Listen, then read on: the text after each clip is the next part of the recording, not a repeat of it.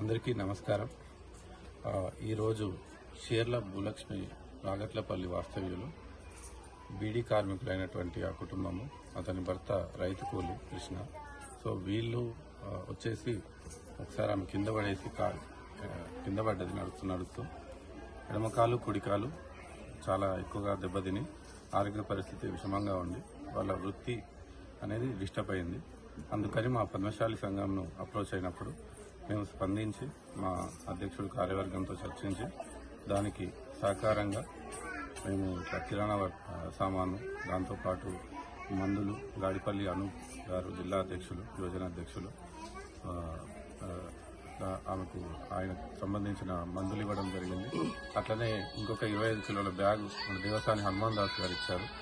మళ్ళా దుర్గ చక్రధారి గారు ఇంకొక 25 కిలోల బ్యాగ్ ఇచ్చారు. ఇట్లనే సత్యనారాయణ గారు కూడా ఒక 3,000 రూపాయలు ఇచ్చారు. స్వర్గం శ్రీనివాస్ గారు మళ్ళీ ఒక 2,000 రూపాయలు ఇచ్చారు.